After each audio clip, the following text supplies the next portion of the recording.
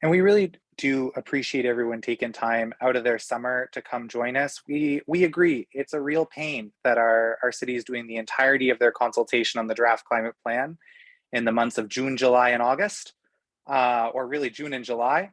So it's been a challenge to kind of keep up, and you'll read about some of the efforts we as citizens have been making to kind of follow along and stay engaged and keep all of you engaged with us as we dive through the plan tonight. But yeah, I just want to say thank you to everyone for taking the time, joining us on a hot and stuffy summer evening when you could be outside, maybe having the fun time. And so we really do appreciate it. And what we're here to talk about is really important. So we're just going to give it one more moment, and then I think we'll get this show on the road.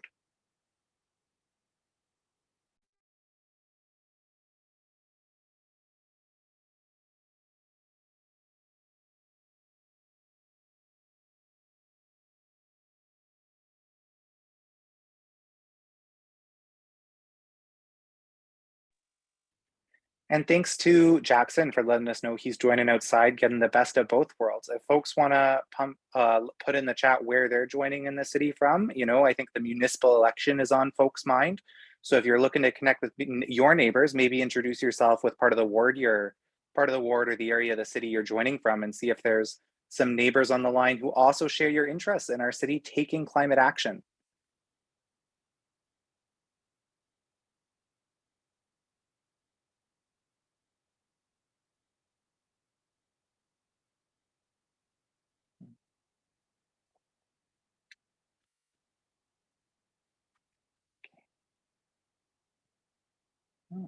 And with the chat buzzing and our numbers kind of held in place, we're gonna get going today. I want to thank Jim for recording this webinar tonight, so we'll be able to send it out. We had, I believe it was the latest count was over 75 RSVPs for this, so close to 100 people wanted to come out tonight. And we're really excited to be able to share this information with them because there is some time sensitive pieces. One of the outcomes coming out of this is we're going to ask you to request a delegate to City Hall next week. And so that request of delegates due Thursday, Friday this week. So this is really time sensitive, and there is a bit of an emergency to this emergency call. And we're going to dive into what that looks like and hopefully provide everyone on this call with some tangible steps that they can take to help make our city a more climate resilient city and ensure that our city council is taking the climate action we know we deserve. And so that is really why we are all here tonight, is to talk about what is in the City of Hamilton's draft climate plan, and unfortunately, more importantly, what isn't in the plan and really should be. All of us on this call are joining tonight because we know that it is past time for a real climate plan. And we're excited to work with our neighbors to take that action and to make that happen. And so really excited that we have so many folks on the call, including some people who are running for council are joining us tonight. And I've seen in the participants chat. So this is really exciting because we're going to be launching some ideas and some hopeful next steps. And before we really get going, I think it's important that we talk about why this work matters and why land use is something we're going to be talking about so much in this presentation. So you're going to hear from me and Dawn and a couple of other folks from Save Our Streams and 350 and some of these environmental groups working in our city to make a more climate resilient city that we can pass on to future generations. But we're not the only people doing this work. And in fact, we're not even the most effective people doing this work. Research from Oil Change International and the Indigenous Environmental Network have shown that Indigenous campaigns just in US and Canada against fossil fuels and greenhouse gas pollutions, things like pipeline projects, oil refineries, the CGL going through unceded Wet'suwet'en territory out on the west coast here in Canada. All of this resistance amounts to 1/4 of US and Canada's greenhouse gas pollution. Wow. So when we're talking about land use planning, it really is a double-edged sword because when we're, say, paving over the Beverly Swamp to build a frack gas pipeline, which was a proposal we had from Enbridge a couple of years ago that we're worried may come back to the table, it's not just about the fossil emissions from the pipeline, the leaks that we know will happen, the fracked gas coming from the United States, but it's also about the trees, the wetlands that we lose along the way, and the downstream impacts of that, as well as the lost carbon through burning those trees. So it's really focusing on land use and focusing on preventing extraction that doesn't make sense for our communities can be so powerful. And Indigenous resistance movements are really showing that and paving the way, or not really paving the way forward, greening the way forward. And so here's a quote from the study that I think is really important as we think about and we kind of ground what we're doing here today, which is an Indigenous rights and responsibilities framework links the struggle to protect the land with the ever-present struggle to resist settler nation-state acts of violence and colonization fueled by an extractive economic system. Here in where I live along Spencer Creek. The headwaters of Spencer Creek are in many, many places, but Ancaster Creek joins Spencer Creek right at the end, and the headwaters of Ancaster Creek are the Garner Marsh. And right now that's threatened in our city to be paved over for warehouse sprawl. And there's no rhyme or reason to do this beyond that someone can get rich doing it. And so, of course, that's what the laws allow. But we've been mounting a successful campaign, and you'll hear about that. So as we talk about this work, we also want to acknowledge that we're here in Hamilton on Treaty 3 land. So from the Mississaugas to the New Credit, as well as many Haudenosaunee folks have called this land home for generations, thousands of years. And we're so excited to be kind of continuing to resist in this tradition. And I think we have to honor that tradition as we move forward. And there's some great work happening right nearby us with the Protect the Track initiative, as well as 1492 Land Back Lane, which is just hitting its 2-year anniversary today. So the work that we're doing is not in isolation, and really, I think takes heed, hopefully, from some of the work that we're doing. And as we share this with you today, I just hope we can all think about, what is the real cause, or what are the systems we're fighting against, and how do colonization and climate crisis go hand in hand? And Jim, I'm seeing you raising your hand. That means I've probably forgotten to do something important. What have I forgotten to do? I don't know that you've forgotten to do this, Alex, but I just wanted to mention that today is also the day that the Wet'suwet'en chiefs, hereditary chiefs, are visiting Six Nations. And there was an action today at Royal Bank arguing with patrons of Royal Bank that they should get out of that institution since they are funding Coastal GasLink's pipelines. A little bit of an aside.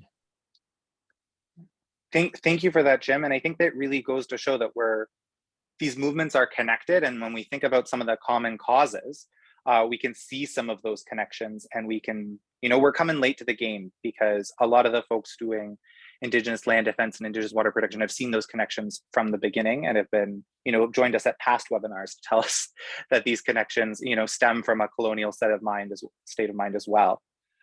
So really, really great to hear that people are already promising to delegate in the chat, and we're hoping to give everyone a little bit more information about what it is we're actually delegating to. So Dawn, I'm going to throw it over to you, but what is this draft climate plan or the community energy emissions plan, and where did it come from? Well, it of course has a long history. For many years, individuals and groups in Hamilton have been arguing that Hamilton needs to get serious about the climate crisis and take action. And that sort of reached a head in March of 2019 when the City Council, under pressure from many citizen delegations, voted unanimously to declare a climate emergency. We were among the first cities in Ontario. Kingston was ahead of us. A number of other cities joined immediately, and this is now very widespread, and including the Canadian government itself, which has declared a climate emergency sometime later that year. That was 3 years ago, 3.5 years ago now. And the promise was that a plan would be presented on how this would be accomplished, what this would mean in practice. So the Community Energy and Emissions Plan is a piece of that. There is also a plan being developed, not finalized yet, on how to respond to the actual impacts of climate change. So an adaptation plan.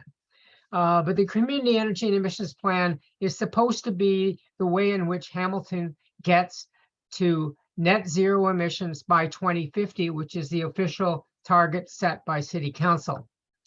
And this page that you're seeing on your screen, flip back to that one a minute if you can, Alex, is from this is direct quote from the actual emissions and energy plan, looking at all the pieces that they promised to do, cutting emissions in a number of different ways. And we're going to look at this a little bit more in detail and the actual passageway to get to this plan in the next slide. So this is how, again, this is directly from the city's website on how they got to this plan. And you will see that final plan number 6 will be presented to City Council for approval. So a draft of this plan was presented to City Council at the very beginning of June. June the 1st, the day before the provincial elections. This is what its title page is. Ignore the fact that they left a major spelling error in the second word in the text, but you know what it means. So this is what they have presented. This is a very large plan.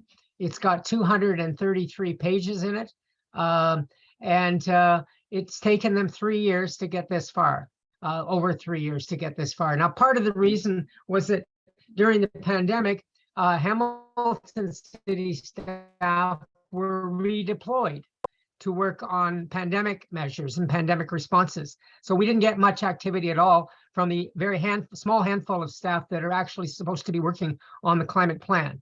But we now have at least a draft put together by city staff and consultants that were hired by the city.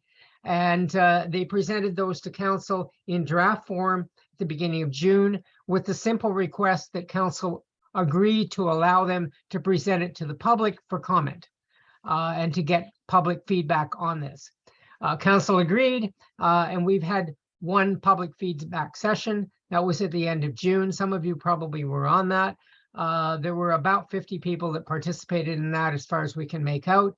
And there was also the opportunity for individuals to go on the city website and submit their comments as they saw fit.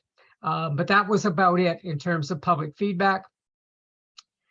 The staff have explained that the rush on the public feedback is because they want to get the final plan in front of council before the end of the summer. And that is now scheduled for August the 6th. Is that right, Alex? Monday, August 8th. Monday, August the 8th, pardon me. So on Monday, August the 8th, we will have an opportunity to see the final draft plan. And again, there will be an opportunity for delegations or written submissions to comment on the contents of that plan and how we would like to see it improved, changed, and so on. In general, the plan has 5 large categories: industry, buildings, transportation, renewables, and growing green. And we want to talk particularly tonight about the growing green aspect. And I think that's what we need from that slide, and we can go to the next one. Okay, and one of the things we want to Alex. focus on when we talk about missing the growing green section is we really, you may have heard this sentence before: you don't want to miss the forest for the trees, or you don't want to miss the underlying systems or the bigger picture by focusing on the small details. And to put it short, that's exactly what the SEEP's growing green section does. Is we have a singular commitment to planting 50,000 trees. This is commendable. It's 5 times the number of trees a year we're currently planting. So that's helpful for sure. We don't want to knock it. But given that land use planning is such an important part of the climate picture, and in fact, in the North American context, it's one of the 2 biggest drivers of the climate crisis, the other being burning and consuming fossil fuels. We know that land use planning is so important to talk about, yet the only recommendations or the only targets listed in the entire SEEP, the 233 pages, are these 3 targets here, which is 2 of them are to review and update official plans and secondary plans to allow retrofits. That's great. That's really important. And other enabling policies, as well as this target of planting trees. Those are great things, and we're definitely not saying the city shouldn't do those. But what we were looking for from a climate plan was a lot bigger. And I think one of the reasons we weren't able to kind of submit feedback within the city's short consultation period is we were really thrown away by how little was there. And so we had to pick out, well, what needs to go and how do we kind of do the research to tell city staff what needs to be there? And so Dawn, why is it particularly egregious that land use planning is so absent? Well, it's particularly egregious just in a municipal plan because the main jurisdiction that municipalities have is land use planning.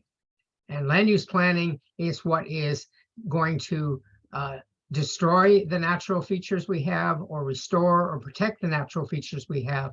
That is the power that municipalities have.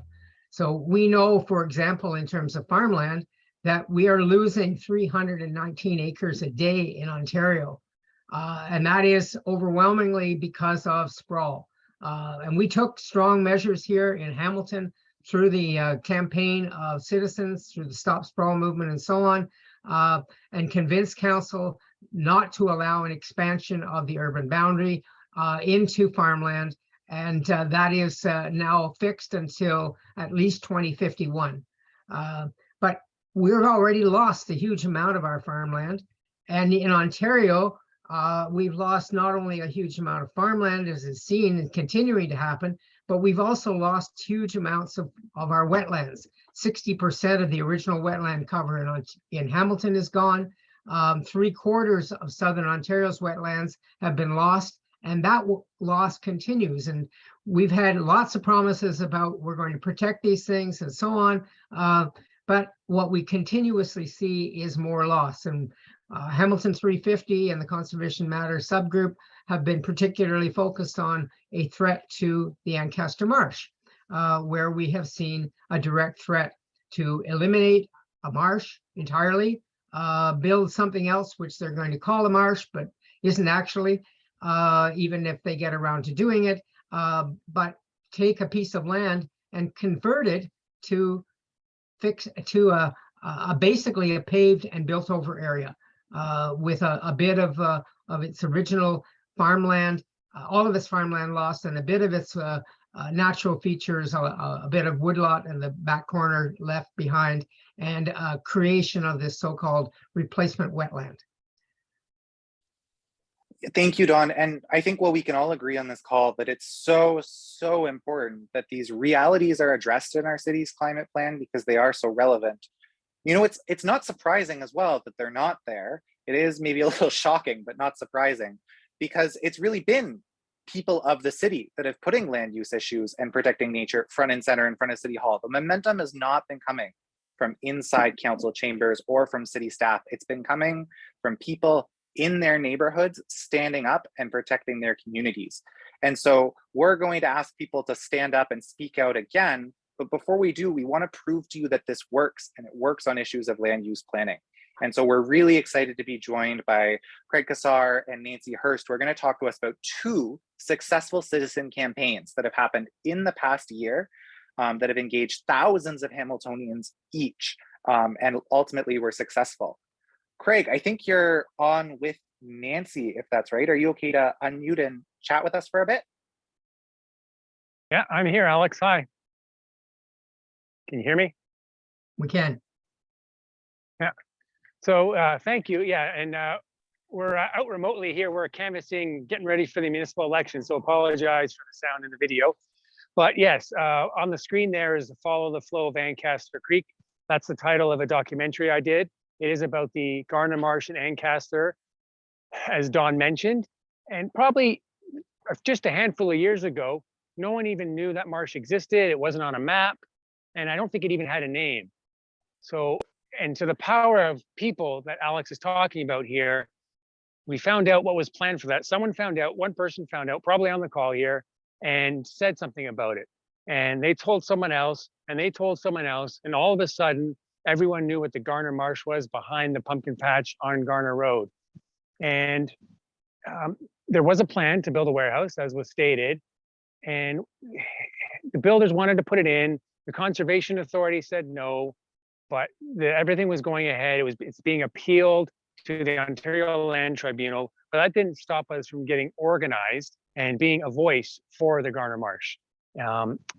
So one of the things that I did personally as an example of speaking out is this documentary, which I guess if you're on this call, you've probably seen, but that was about educating people to what the topic was. And so many people have watched it and have told me, wow, I didn't know that was Ancaster Creek. I didn't know, I've lived here my whole life.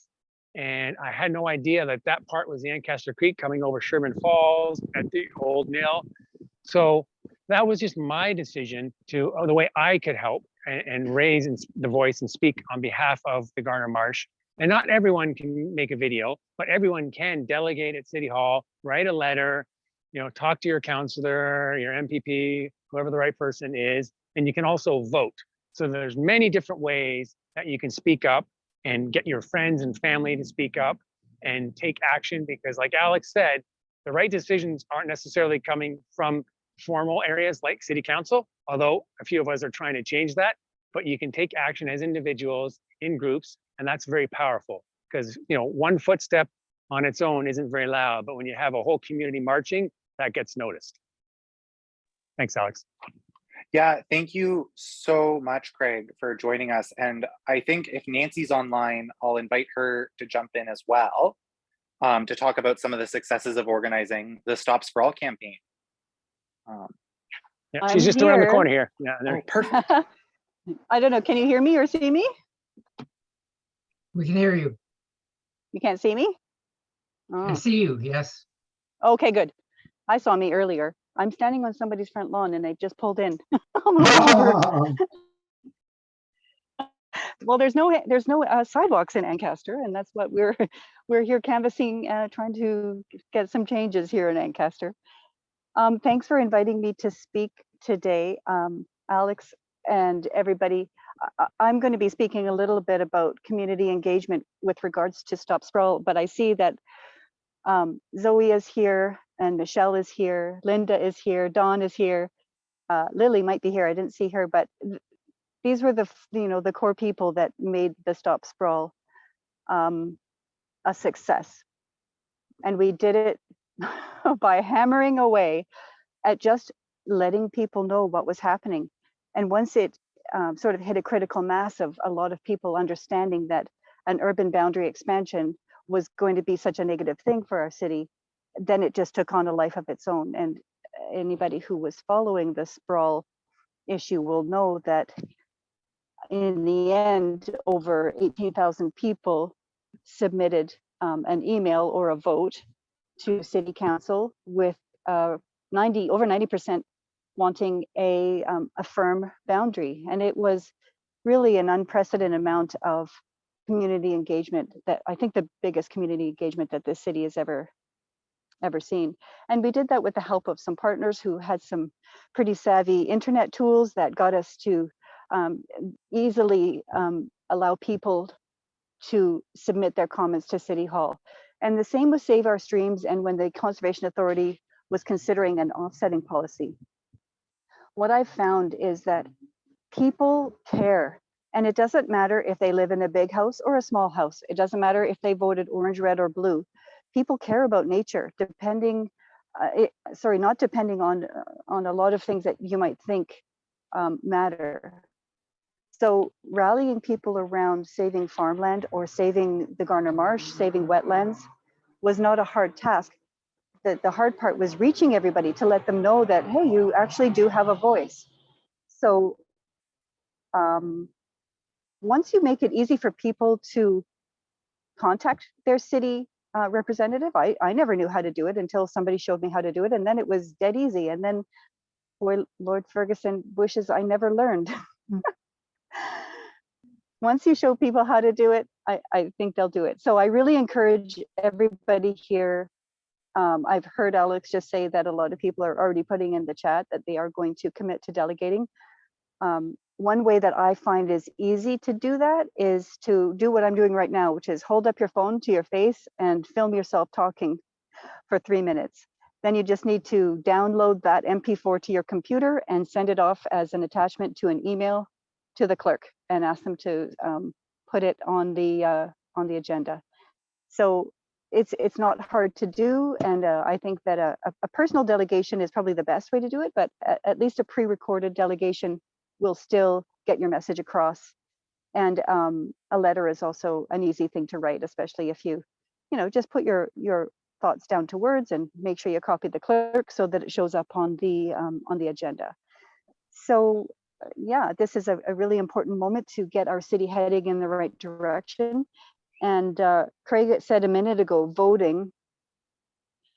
To my knowledge, City Council won't be really voting on the meat of this climate change action strategy until after the October election. So that means we really need to have climate champions voted into this next level of council.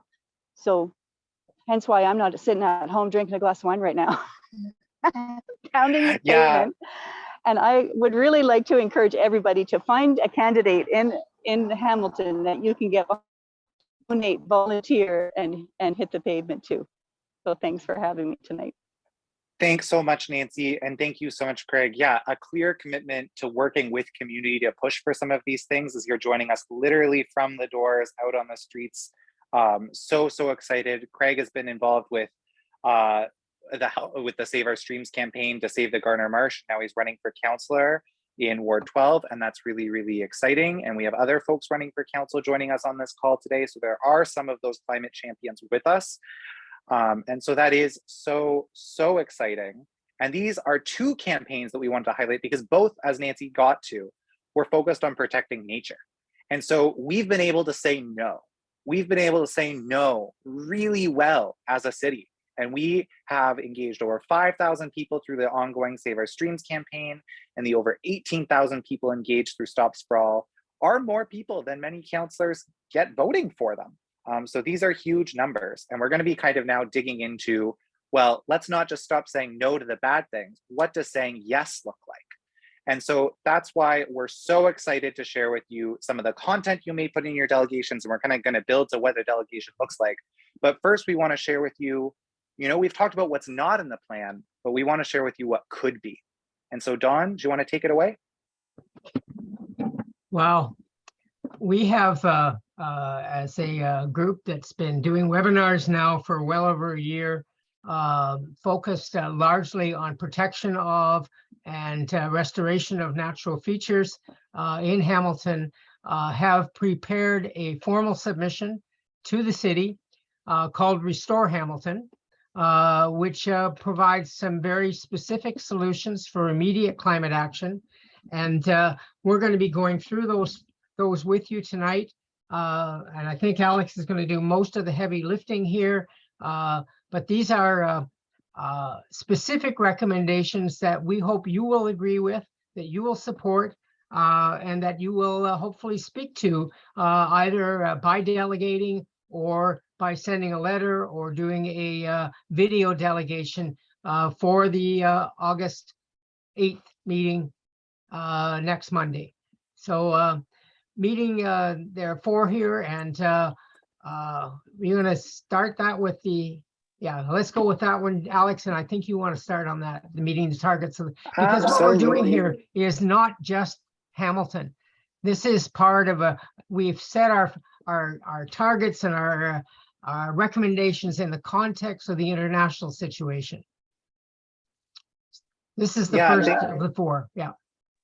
Thanks for that so much, Dawn. And yeah, you're right. We're facing both a climate crisis and a biodiversity crisis. And I think more and more folks are understanding that there is a body out there. It's called the IPCC, and it's the International Panel on Climate Change. And it's where some of the world's top scientists talk about the climate crisis and make recommendations. What folks maybe are less and less aware of is that there's a similar body for the biodiversity crisis, where the world's top scientists on biodiversity also get together and tell our governments what they should be doing.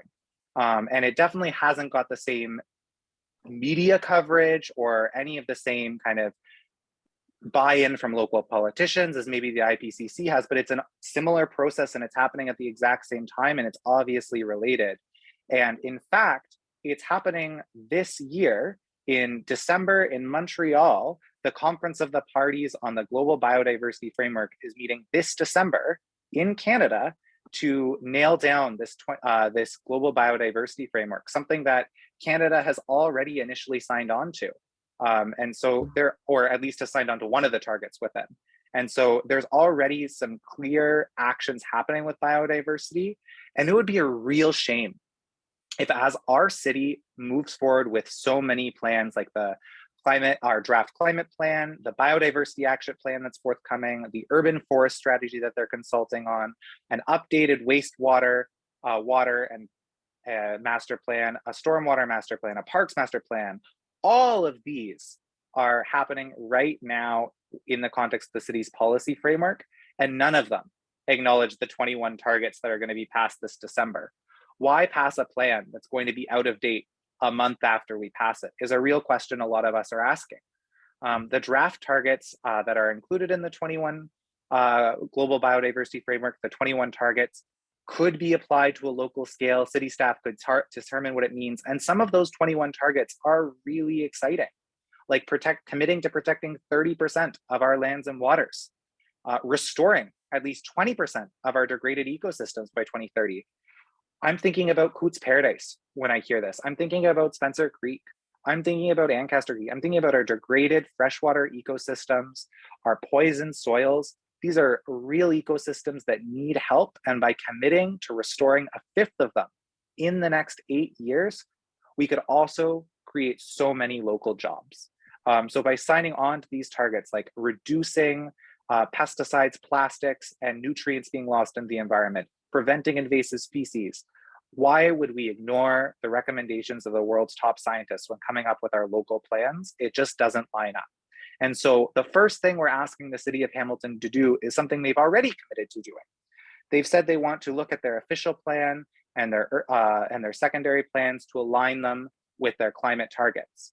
We're asking the city, as they align those policies, to also look at their ongoing policies and not just align them with the SEEP, but to as well align them with these 21 targets that, are becoming the international standard, because that also means that if we commit to these targets, when federal funding becomes available, we can get in early on that federal funding. But if we're not committed to that, we'll lose out on initial funding as well. So it's not just a environmental argument, it's really a city building argument as to why we should be aligned with the science. Something I hope we can all agree on.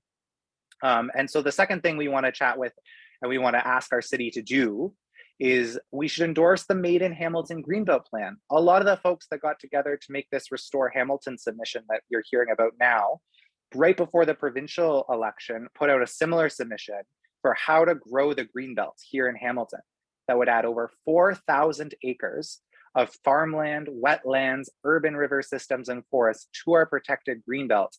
And it would take this current green area that looks a lot like this, and it would add all these blue areas you see, as well as many of these white areas, this farmland we just saved from the Stop Sprawl movement, and formally protect it by adding it to the Greenbelt, as well as so many of these natural heritage systems that have been overlooked. Like you can see the Garner Marsh hanging out right here. It's not currently protected, and it could be. And so, sorry about that. And so one of the things we're asking the city of Hamilton to do is to commit to adding these lands to the Greenbelt. That includes our urban river valleys like Spencer Creek near me, so that we can actually have a system that is safe, and we don't need to constantly be rallying to defend these lands. They're safe from development once and for all. And so, Dawn, what else do we talk about in the plan? Well, much of that discussion, and thanks for that, Alex, much of that discussion so far has focused on what is happening outside the urban area, and including adding that to protected areas like the Greenbelt, with protection along urban river valleys and so on. But we need to, within a greening plan for Hamilton, remember that there is much that can be accomplished within the urban area. And we know that in the urban area, there's a lot of differential between what canopy cover there, what forested cover there is in some parts of the city and isn't in other parts of the city. So it's really important that when we're looking at a greening plan for Hamilton, that it's equitable, that it looks across the whole city. We are already witnessing on a global scale in North America, in Europe this year in particular, in China and India and Pakistan, intense heat events. And those are going to come here. We've seen some of it. We're going to see more of it. This is not something we can avoid as a city. And one of the pieces that helps us address those kinds of problems is having a greener city, is having more vegetation, more park areas, more trees. And we're really behind the 8 ball in terms of tree planting, because when you plant a tree, it takes a few years for that tree to provide much shade and much impact on the local temperatures. But trees provide dramatic impacts on local temperatures and more green space and parkland, and people can do things in their own yards. And they're doing them. Citizens, again, are leading in this community with the pollinator project initiated by Environment Hamilton, with the Trees Please project, with other efforts to make sure that we convert the areas of our properties, our private properties, to something which is helpful for the whole community in terms of its standing in its response to the heat events, its response to the biodiversity crisis, because biodiversity is also part of the urban area. And we can strengthen that dramatically by changing the way in which we manage our local properties, both the way the city manages its properties and the way that private citizens and private companies manage their properties. So we need to develop green infrastructure. We need to look at, we have areas of the city, for example, where the road system was designed for a different time in a different era, and we have roads that are far too wide. We could take part of those roads and convert them to green areas alongside those roads, areas that would have the additional function of accumulating and storing and diverting stormwater, which is now causing flooding in our city. And we've seen flooding numerous times in the last 15, 20 years, and we will see it again as a result of what is happening to the global climate. We particularly need to, in the course of working on these things, remember that not all Hamiltonians are in the same position. There are Hamiltonians who live in fairly green areas, and they tend to be wealthier Hamiltonians. And there are Hamiltonians who live in areas where trees are sparse, where there's very little in the way of parkland and green space, and there's a lot of pavement and a lot of areas that are generating additional heat through the urban heat island. So all of those things need to be addressed. That's part of the recommendations that we're making to City Council. And I'll flip that on to the next one. We're also suggesting very specific thing, that we need to actually invest in natural solutions. We're suggesting, advocating that the City of Hamilton commit at least $10 million per year to purchase and restore natural lands and waters. This is fitting into what we've talked about already. There's a very good example of this already in Hamilton. The Hamilton Conservation Authority a number of years ago initiated steps to reestablish wetlands in Upper Stony Creek, specifically for the purpose of reducing flooding in Lower Stony Creek. And there's 72 hectares that were purchased in Upper Stony Creek on Battlefield and Stony Creek watersheds. And the purchase price was less than $5 million. So we should be doing at least 2 of those a year in order to move the city's situation to a much greener one which has a lot more green space, but effectively reducing the impacts of climate change, reducing the loss of biodiversity and reversing that, and also providing areas where people can go to escape the heat, as we have seen has happened, particularly during the pandemic, when the use of conservation areas and parkland rose dramatically, more than doubled in all of the area conservation authorities, as people took advantage of the fact that we do have some areas that are already protected. Not enough, we need more of those. These projects will reduce flooding. They will increase the sequestration of carbon, the storage of carbon, so we're pulling it out of the atmosphere. They'll decrease the urban heat island effects. And you may have seen a very detailed work now being done by CBC on heat island effects and the dramatic variations in heat in temperatures across cities, depending on how accessible they are and how close they are to green space. And this is a way to enhance biodiversity, improve water quality, provide public recreational opportunities and local jobs. So 2 of those a year is a minimum target to reverse the loss of wetlands and reverse the assault on biodiversity and change the whole direction that we're taking in Hamilton.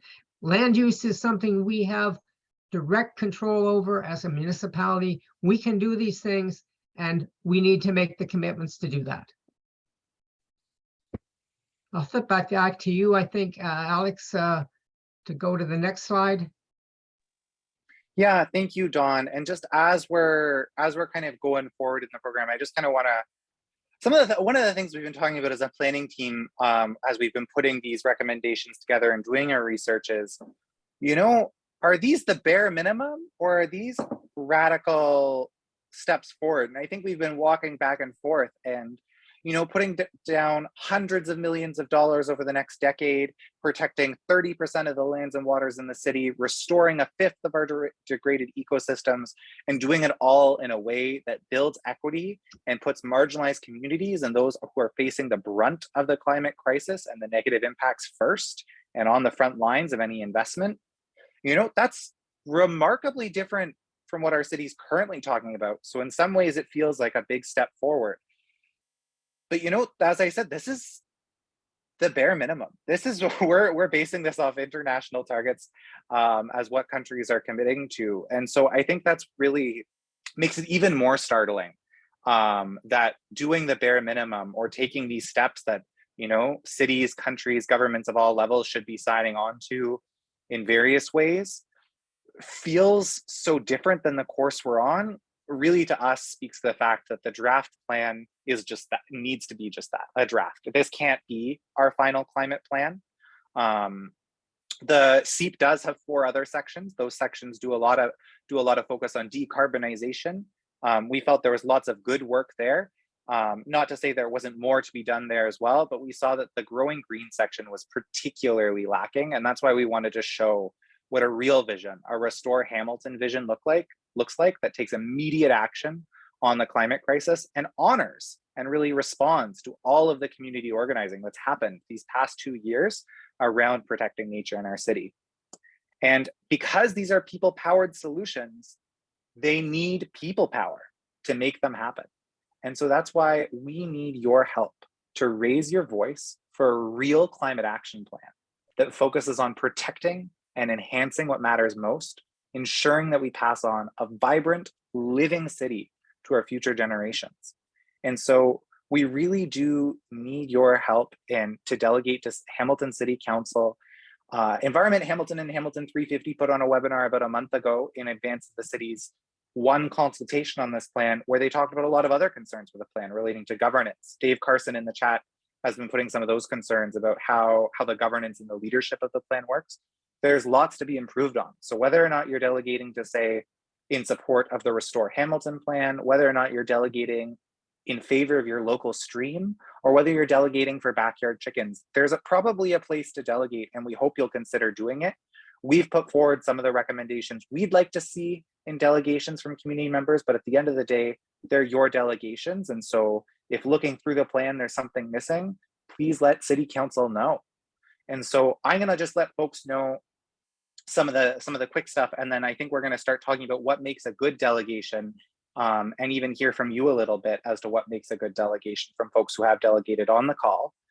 But one of the things we want to say first is if you go to the Save Our Streams website, and I'm hoping someone in the chat might be so kind as to put it there for folks, but if you go to saveourstreamshamilton.org/restore Hamilton, you'll be able to read the full submission. We've just given you the highlights today. If you hit the read the letter button there, and you can also click on the delegate to council button to be directed right to the City of Hamilton's forum where you can request a delegate to council. The only information you have to put in there is that you'd like to delegate to the August 8th General Issues Committee, and you'd like to delegate on the draft climate plan. And those instructions are also on the Save Our Streams website directly above where you would press this button. So that's the information you have to put on your form. There's 2 deadlines that it's important that you know about. If you've adapted to the Zoom world, you're feeling good about Zoom, and you think that you could pre-record a video delegation, it's as simple as opening up a Zoom call with just yourself or maybe a friend, recording that Zoom call, and saving the file and sending it over to the city. And so if you'd prefer to be pre-scripted, pre-recorded, so you don't have to join live, your deadline is Thursday, this Thursday, August 4th at noon. I've posted my email in the chat. I think other environmental groups like Action 13 have posted contact information in the chat. If you need help with your delegation, please reach out to us. We'd be happy to help out. And the other deadline that it's important to know about is if you would like to speak live to council or you would like to submit a written delegation, your deadline is Friday, August 5th at noon. And again, the two pieces of information you need to put in are Hamilton City Council General Issues Committee on August 8th and draft climate plan are what you're putting on the form. And so we're gonna close out this call with what makes a good delegation. But before we do, I just wanna kind of give a heads up to what's next. And so the first part of this is we've put forward what a better plan could look like. Now the journey becomes fighting for that plan and achieving that plan. And as Nancy and others have hinted at, delegating to City Council is just the first step. And so Dawn, what are some of the other kind of pieces down the line in regards to this Restore Hamilton campaign? And then we'll go back to this Friday and we'll finish on what makes a good delegation. Well, thanks, Alex. We've mentioned a number of things that are ongoing and not finalized in terms of city plans that need to be modified and improved in order to take account of and endorse and embrace this plan. We also mentioned that there are some folks on this call tonight who are running for council, who are trying to become new city councilors. One of them was Craig Kassar, who spoke to us earlier. Another one is Linda Lukasik, who registered last Thursday. Linda, of course, is the longtime executive director of Environment Hamilton, extremely well known in the city, and someone who has delegated to council dozens of times. So well known, very capable, and able to come forward as a new councillor if we can get her elected in Ward 5. The election day is October 24, and Linda and Craig are not the only ones who are coming forward who are progressive new candidates. And there are certainly councillors now who have been particularly helpful on climate change, who were leaders in the Stop Sprawl effort. Councillors like Narinder Nan,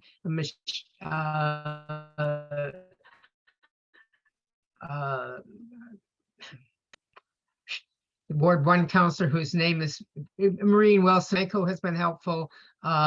We have in Ward 2 another Stop Sprawl activist, Cameron Kretsch, who's running in Ward 2, the executive director of the Hamilton Center for Civic Inclusion, Kojo Damptey, is running against, or potentially against, Terry Whitehead, although Whitehead I don't think has announced whether he's going to run yet or not. But there is a range of progressive candidates have come forward. We are looking at a possibility of having a council that is chosen on October 24th that has maybe only one or two people who we would consider problematic on council coming back. Lloyd Ferguson has stepped down. A number of others, Judy Partridge has stepped down. Whitehead we don't know about yet. Brenda Johnson has stepped down, so there will be a new councillor in the Binbrook, Glenbrook area. Lots of change coming at council to such an extent that as of August 19th, which is nomination day, final day for actually putting your name in to run. And I see Linda mentioning Pascal Marchand, who's also joined us tonight and is running in Ward 4. Yes, there's 5 there that Zoe has listed as new, very positive candidates coming forward in the election. But as of August 19th, that's the final day to register as a candidate. It's also the day in which the current council becomes officially a lame duck council, because if more than 4 members of council are not running for re-election, then the old council no longer has authority to do very much, or any major decision making. I think the limit of their spending would be $50,000. So it's a very limited power that they will have between now and election day. and what will make the difference and what will implement Hamilton's climate plan and will determine what its actual detailed content is, its final content, is who gets selected on October 24th. And what happens after they're elected in the way of citizens like ourselves continuing to come back and say, this is what you should be doing. Because we've shown very clearly in the last year, particularly in the Stop Sprawl effort, but in other efforts as well, that citizen voices matter. And they can make a big difference in terms of what are the decisions of council. Council certainly did not start out with a decision with a view that they were going to freeze the urban boundary. But the vote at the end of the day was 13-3 to freeze the boundary. That was a stunning victory, and we can do that again and again. So citizens continuing to participate is going to be really important. The election is important in terms of making sure that we get the best possible candidates elected, most progressive council that we can possibly get. And we're going to have a new mayor. We're going to have a new situation at city council, which can lead to dramatic changes in which direction we have been going and what kinds of things we've been asking for, and the likelihood that they're going to become part of the actual policy and activity and implementation of city council. I'll flip it back to you, Alex. Yeah, thank you so much, Dawn. I think that is a real eye-opener for folks that, we don't often necessarily look to the horseshoe as a place of hope. And that might be changing. And there are folks doing the work to make that happen. And much like, nature needs our help, these candidates also need our help and our support. So that's one thing to think about in terms of how to get this going. But this is also something, as people are knocking on your door, you can ask them, well, what's your stance on the Made in Hamilton Greenbelt plan? Do you support the submission? Because in the lead up after the 19th, when everyone's registered, we're also going to be sending this submission to every registered candidate in the city of Hamilton. And so this is something you can talk about on the doors. Who's reading their emails from environmental groups? Are people putting this in their platform?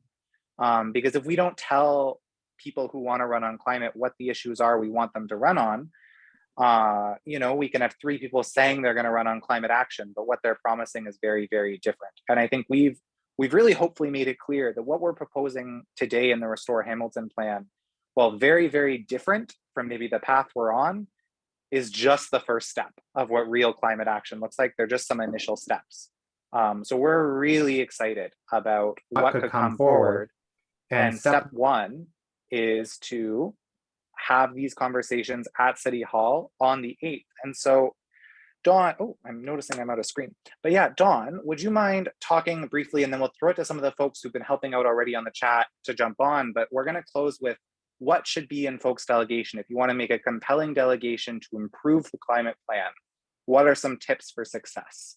I'll just start with some of the things that have already been said in the chat, and then I'll throw it to you, Dawn, and then we can kind of open up the conversation about what makes a good delegation. But some of the things we've heard are use a personal connection, share your personal story. Others that have been shared are have a clear recommendation. So if someone's remembering what you asked for, there's a clear ask at the beginning and the end. What are some other things, Dawn, that make a good delegation, and how long should it be? Well, the length of delegations is limited to 5 minutes, although if there are questions asked, that may go on and on. But in terms of what you should prepare to present, you're looking at about 1.5 pages of typed material to get to 5 minutes delegate time limit. Having a very clear ask is certainly important. Remembering that when you make a delegation to council, what you're doing is you're talking to some other people. You're actually, it's not like giving a speech somewhere. It can be very personal in the sense of there are maximum 16 people sitting around the council table, probably most of them on Zoom, unlikely to have them in person, and you don't have to be in person either. And that they're people who live in our city. And while it's fairly easy to identify things that council has done or individual councillors have done, which are disastrous, catastrophic, foolish, stupid, whatever, the reality is these are all people who have won the support of some portion of the population, have put energy and effort into being a city councillor, have thought about these questions. So treating them with respect and treating them with as people who are fellow citizens, fellow residents of the community, I think is one of the important pieces in terms of being an effective delegate. They don't want to, and they're not going to much, listen to somebody who goes in and simply tells them they're a bunch of idiots. You need to actually present something which provides some additional information for them or some additional argument for what you want to achieve, and doing it obviously in brief form, because you only get 5 minutes to do this. We've had a range of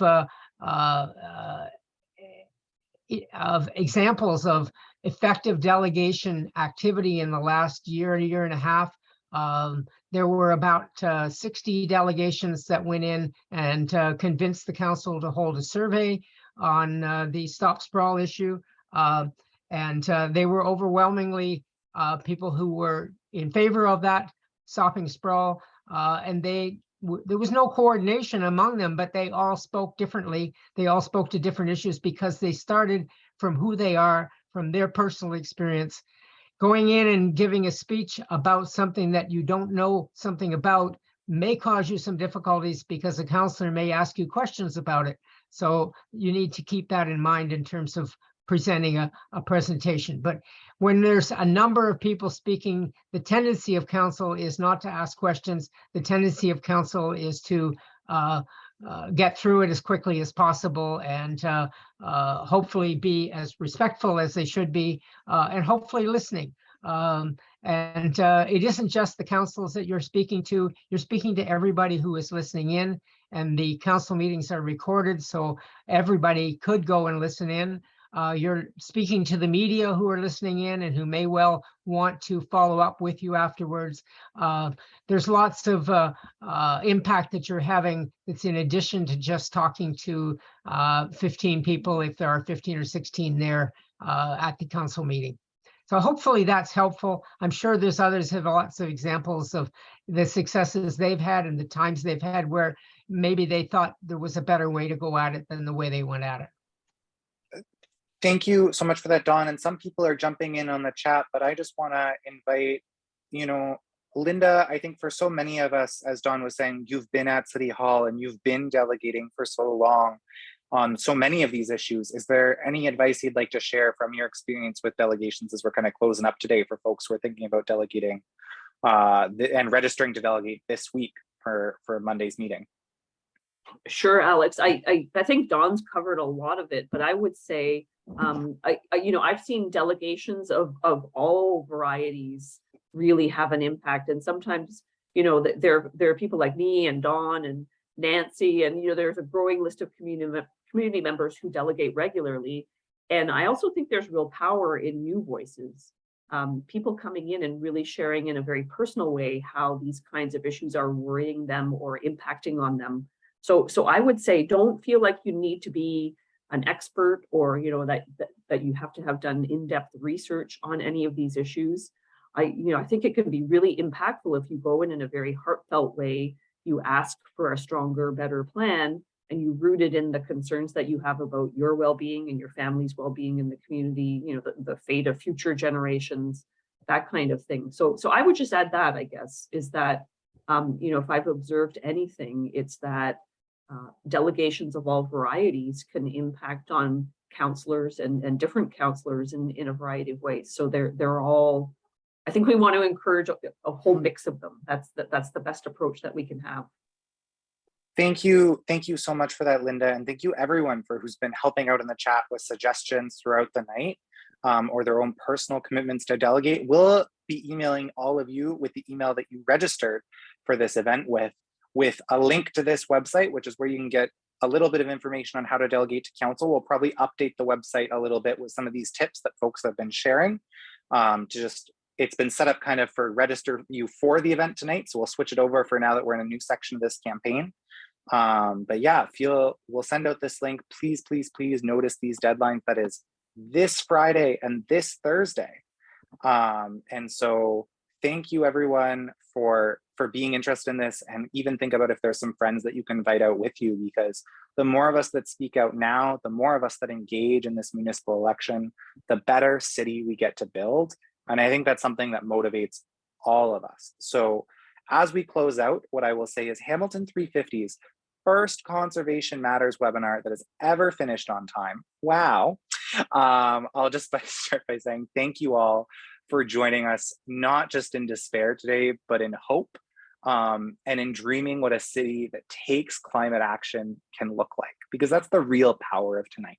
Whether you agree with our recommendations or you would make different ones, the real power is all of us coming together to say we can do better, and I'm willing to help. So thank you all, and really, really, really excited to be taking this next steps of this campaign with all of you and not by ourselves. So I hope you have a great night, and we're here to answer any questions. And please feel free to reach out to any of the environmental groups in town who are doing this work, because I'm sure we'd all be happy to help you get your delegations in.